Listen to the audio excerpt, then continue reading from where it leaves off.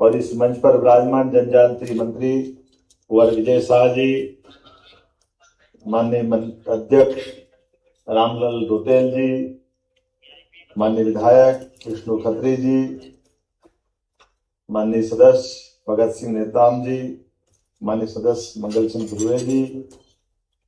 यहाँ की निदेशक डॉक्टर विद्या राकेश जी, पीएस प्रमुख सचिव गुलशन बाबा,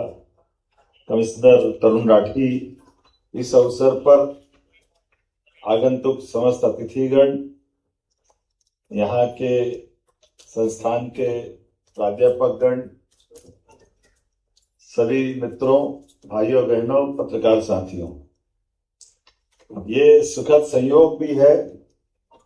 आपके इस शिविर के समापन के साथ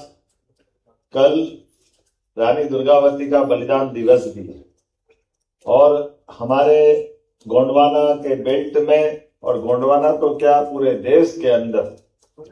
हमें गर्व है कि जहां वीरांगना रानी दुर्गावती ने अपने शासन की उत्कृष्ट मिसाल हासिल की, सत्ता के संचालन से तमाम प्रकार की संस्कृति के साथ अपने स्वाभिमान का एक अलग प्रकार का जीवन दुनिया के सामने प्रस्तुत किया और उस मुगल सत्ता के सबसे बड़े शक्तिमान सम्राट के सामने भी अपने बलिदान की आहुति भले ही दे दी, लेकिन देश का स्वाभिमान बढ़ाया। ऐसी वीरांगना रानी दुर्गावती को मैं प्रणाम करता हूँ। हमारे लिए सौभाग्य की बात। और केवल रानी दुर्गावती नहीं, जिस क्षेत्र में हम बात कर रहे हैं, ये रानी कमलापति का भी अमर पराक्रम का क्षेत्र है। हमारे लिए ये अलग प्रकार का प्रदेश है, जहां एक और राजा भभूत सिंह पचमढ़ी के क्षेत्र में, जिनके शासन काल में पृथ्वी के भूभाग से सूर्य अस्त नहीं होता था, ऐसे राजा भभूत सिंह अपने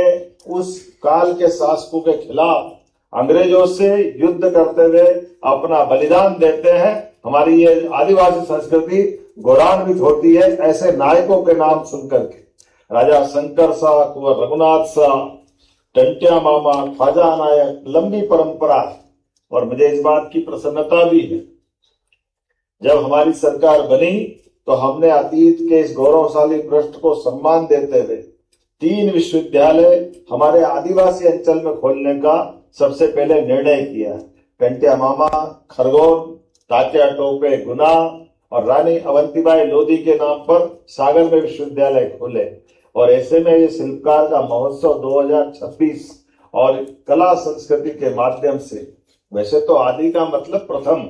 और प्रथम से हमारी अपनी पहचान उस नाते से भी है कि मानव बस्तियों का सूर्य का भारत के बाहर जाकर के कहीं प्रकाश फैला होगा, तो ये हमारे वनांचल के अंदर, आदिवासी अंचल के अंदर सनातन संस्कृति की, प्रकृति प्रेम की अमर धारा बहाने वाले हमारी गौरवशाली संस्कृति, जो कदम कदम पर जत पिंडे तत ब्रह्मांडे, जैसा पिंड है वो ब्रह्मांड है, ऐसे में अपनी प्रकृति के अंदर वो सारे रंग भरने का प्रयास करते हैं, जिसके कारण से इस दुनिया के अंदर अपने एक उत्साह, उमंग, ऊर्जा आए। कितना अच्छा लगता है। हमारी अपनी सारे में स्टॉल पे होकर के आया हूँ और हमारे भाइयों बहनों ने रंग, चटक रंग के साथ भी, और कितने अच्छे प्रकार से क्या क्या कलाकृतियां बनाई। और ये एनआईडी को भी बधाई देना चाहूंगा, जिनके माध्यम से उनकी जो परंपरागत ट्रेडिशनल कला है, उस कला को आधुनिकता के साथ जोड़ते हुए कहीं लैंप अच्छे बन गए, कहीं मोमबत्ती का स्टैंड बन गया, और नीचे का स्टैंड जो परंपरागत कला है उसकी तरफ हमको आकर्षित करता है। ऐसे में ये जो हमारा शिल्पकारों का जो महोत्सव हुआ है, और खास करके डिडोरी, मंडला, बालाघाट, खरगोन का बेल्ट, हर एक जगह के अलग अलग कलाकारों के साथ ये जो शिविर का आयोजन किया है, और वैसे तो यशस्वी प्रधानमंत्री श्रीमान नरेंद्र मोदी जी का अभिनंदन करें, जोरदार ताली बजाकर, जिनके माध्यम से भारत चहुमुखी विकास कर रहा है। विरासत से विकास की ओर बढ़ते कदम में हमने सबका साथ, सबका विकास, सबका विश्वास, सबका प्रयास है, केवल बोलने का नहीं, करके दिखाने के लिए हर एक जगह पर, हर एक तरह से मैं तो और इस बात को आनंद के साथ बोलता हूँ, बीता पूरा सप्ताह हमारी आदिवासी महामहिम राष्ट्रपति द्रौपदी मुर्मू के शासनकाल से भारत का लोकतंत्र एक तरफ गौरवान्वित हो रहा और पूरा सप्ताह उनने मध्य प्रदेश के साथ गुजारा। जोरदार अभिनंदन करें, जिनके माध्यम से वो हर एक अंचल में बैतूल हमारे आदिवासी समाज के साथ आध्यात्म की दुनिया के लिए प्रजापति ईश्वरी ब्रह्मा कुमारी के साथ उनने कार्यक्रम में शामिल हुए। सिकल सेल एनीमिया की एक ऐसी असाध्य बीमारी जिसके कारण से पीढ़ियां बर्बाद हो जाती। ओंकार महाराज ओंकारेश्वर धाम पर हमने एक बड़ा कार्यक्रम करते हुए यशस्वी प्रधानमंत्री के नेतृत्व में 2022 में जो संकल्प लिया कि सिकल सेल एनीमिया के न केवल स्क्रीनिंग कराएंगे लेकिन प्रत्येक व्यक्ति को बीमार को पहचान करके उसकी दवाई उसका इंतजाम और भावी इस प्रकार से जो पीढ़ी की पीढ़ी बर्बाद होती है उसको बचाने का काम करेंगे। इसी के साथ साथ आगे बढ़ते हुए हमने और भी रानी दुर्गावती के नाम पर विश्वविद्यालय जो स्थापित था तो दीक्षांत समारोह में भाग लेकर और इसी के साथ योग का भी हमारा आदि शंकराचार्य जी के पहले महादेव को एक तरह से आदि देव महादेव के नाते से जाना जाता है और हमारे आदिवासी अंचल में यही तो बड़ा देव होते हैं जिनकी पहचान बड़ा देव के माध्यम से हमारी उस गौरवशाली इतिहास को जीवंत करती है। जहां हम प्रकृति से प्रेम करते हैं, मैं समृद्ध सांस्कृतिक और गौरवशाली जनजातीय विरासत के मैं आपके सबके माध्यम से साक्षात दर्शन भी कर रहा हूँ।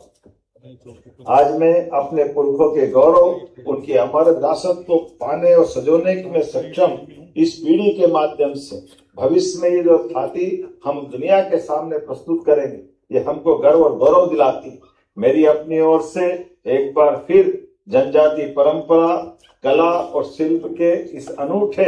मध्य प्रदेश की सांस्कृतिक धरा से आज का ये शिल्पकार महोत्सव अपने आप में शोभायमान हो रहा है। मैं आप सबको बधाई देता हूँ सुंदर आयोजन की और इसके माध्यम से अपने जीवन के अंदर भी और जीवन के बाहर भी खासकर हमारी इस कला संस्कृति को समृद्ध करने का परमात्मा हमको संकल्प दिलाए और कला के माध्यम से कई लोगों के जीवन में आर्थिक मदद का भी एक मार्ग निकलेगा। मन के अंदर इस भाव को बना करके रखे कि हाँ हम अपने देश की इस गौरवशाली विरासत के भरोसे से दुनिया के अंदर इस शिल्प का डंका बजाते रहेंगे। बहुत बहुत धन्यवाद। भारत माता की जय।